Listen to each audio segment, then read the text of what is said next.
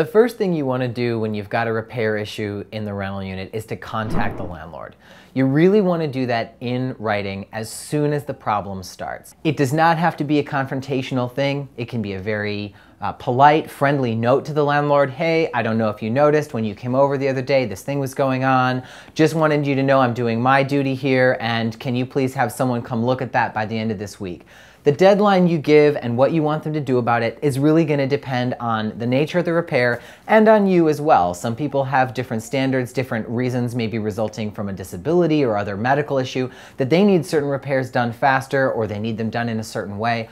Whatever it is, just be clear with the landlord. Try to be reasonable and give a clear deadline by when you want them to take some kind of action. There's a couple reasons to do it in writing. One, people tend to take it more seriously when you make a request in writing.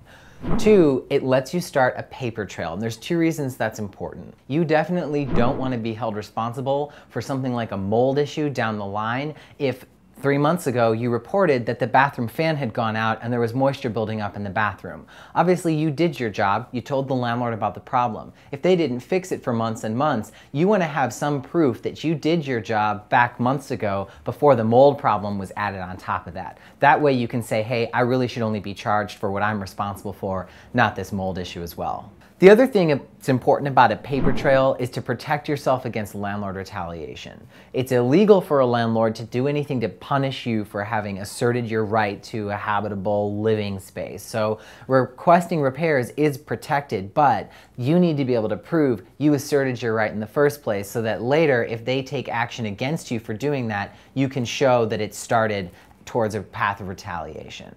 So what do you do if that doesn't work, if the landlord will not make a repair? Well, you're going to want to get a little bit more serious. One thing you can do is contact the building inspector. If you live in an area without a building inspector, you can call the Department of Safety and Professional Services. These are the people who can go do an inspection in your rental unit, make a list of any code violations, and they follow up with the landlord to make the landlord make the repairs that are needed. Now, calling the building inspector can feel like taking it to the next level, and it is in a way. One thing a lot of tenants want to do first is give the landlord another chance before they call the building inspector. You might want to include that in your first repair request, or you can follow up with a little bit of a stronger worded one saying, hey, I meant it. If you don't meet that new deadline, or if you don't meet this deadline that's coming up, I'm going to have to call the building inspector.